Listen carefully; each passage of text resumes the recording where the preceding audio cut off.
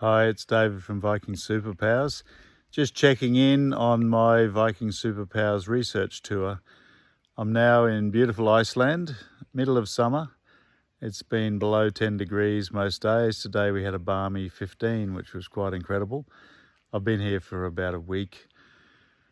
I started off in Denmark, saw the Viking Ship Museum in Roskilde, moved up to Sweden where I went and stayed with a really good friend of mine, Carl.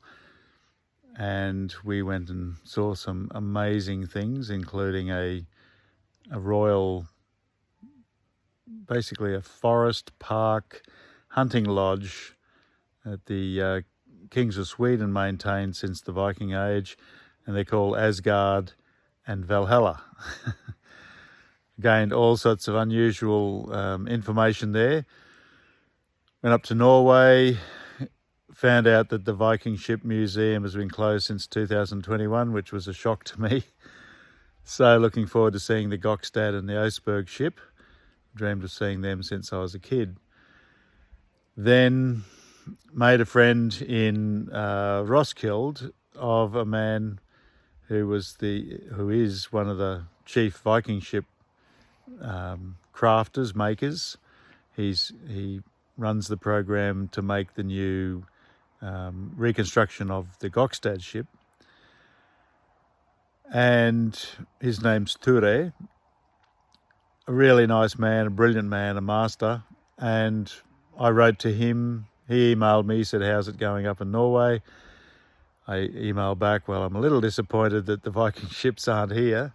I can't see them because they're remaking the museum. And he said, well, I'll get back to you. An hour later, he emailed me and said, I've talked to the guys who are sailing in from somewhere to the south, who are sailing the Asgard ship reconstruction. And if you know your Viking ships, that's the really beautiful ship that was found back in 1904. And the Gokstad was found back in the late 1800s.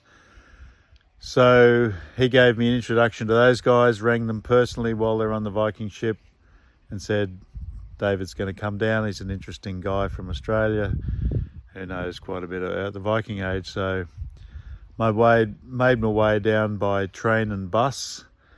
It took a few to get there. That's another story, but I ended up spending some time with the crew of the Viking ship. They welcomed me warmly. They showed me all over the ship. Made friends with those guys. Got invited back the next day, and I was shown around the Gokstad ship reconstruction. Asked lots of questions, took more videos, more photos. Then I flew to Iceland and was greeted by my old friend Gudrun, who I've been writing to since 1979 and who kept my Icelandic interest going over all those years, almost 50 years, sending me dictionaries and articles and books, the sort of thing you just couldn't get pre-internet. And so she's a dynamo and has been taking me everywhere. So she lives right in Jarl country, where what they call Bretnun Jarl Saga, which is the saga of Burnt Jarl. It's a great favourite of mine, and the first place I went to was where the great Viking hero Gunnar af Hlithrendi lived, which is a place called Hlithrenda. Then we went to I can't count how many places in the sagas we've been to, but we've been to the local thing where you actually can stand in the booths that Gunnar and Jarl and many other characters in the sagas actually put up there. They think they were big tents, but essentially they're mini Viking houses, like a foundation that's hollow, and then they built the wall above, and there's a stone there where they used to execute people. And we went to innumerable amazing waterfalls, and we went to Gunnar's Stein, where he and his two brothers, Kolskeg and Hjortur, means heart, which is a type of deer, fought a vicious battle, and young Hart was killed, and Gunnar cut the guy in half who killed his brother. And it just goes on and on. So I'm just checking in this this tour is even better than I expected. I knew it would be good, but I keep meeting really cool people. People are open to my ideas. It's amazing how many people do think on the same lines as me.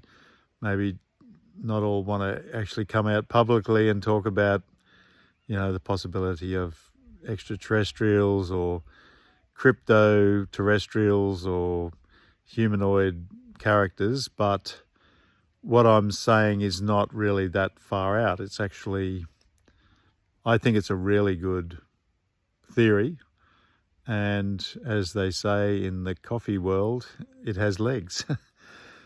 Anyway, I'll leave it at that. I'm recording here in my friend's farm, and Iceland's not known for forests, but this is a beautiful little forest that Guthrun's dad, Marcus, planted, and he was responsible for planting heaps of trees around this whole area. He's a legend. So I'll leave it at that, and I'll be putting up some videos that I think you'll find extremely interesting soon, and tell you about what I've been learning and some of the unique takes on things. I'm also getting bitten by some kind of local little bitey. Don't have much grunt compared to the things we have in Australia, but they're a little annoying. But it's not like I'm unused to them. So comment below, keep in contact, let me know what you're thinking about, any findings you're finding in the realm of superpowers, particularly to do with the Vikings, and I'll see you next time.